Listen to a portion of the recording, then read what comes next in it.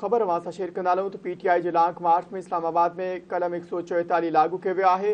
वफ़ाक़ी हुकूमत तरफ़ां हिफ़ाज़ती इंतज़ाम सख़्त किया विया आहिनि। दाख़िली ऐं ख़ारजी रस्तनि ते पुलिस हाई अलर्ट कई वई आहे। रेड ज़ोन खे कंटेनर ऐं खारदार तारुनि खां सवाइ मज़बूत गेट लॻाइण जो सिलसिलो जारी आहे। ख़बर के हवाले से नाज़रीन अवांखे वधीक आगाह कंदा तो इस्लामाबाद के रेड ज़ोन इलाके के सील करण जो सिलसिलो जारी है। ब्रेकिंग न्यूज़ नाज़रीन अवां सां हिकु ॿियो शेयर कंदा PTI जो लॉन्ग मार्च इस्लामाबाद में कलम 144 लागू किया वियो आहे।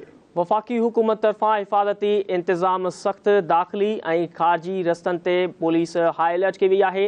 रेड ज़ोन के कंटेनर ऐं खारादर तारुनि खां सवाइ मज़बूत गेट लॻाइण जो सिलसिलो भी जारी है। इस्लामाबाद जे रेड ज़ोन इलाइक़े के सील करण जो सिलसिलो जारी।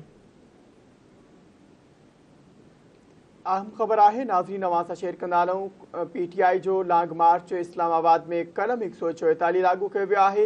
वफ़ाक़ी हुकूमत तरफ़ां हिफ़ाज़ती इंतज़ाम सख़्त किया विया आहिनि। दाख़िली ऐं ख़ारजी रस्तनि ते पुलिस हाई अलर्ट कई वई आहे। रेड ज़ोन के कंटेनर ऐं खारदार तारुनि खां सवाइ मज़बूत गेट लॻाइण जो सिलसिलो जारी है। इस्लामाबाद जे रेड ज़ोन इलाइक़े के सील करण जो सिलसिलो पिणु जारी है। अहम ब्रेकिंग न्यूज़ तव्हां सां शेयर कर रहा हूँ। PTI जो लॉन्ग मार्च इस्लामाबाद में कलम 144 लागू।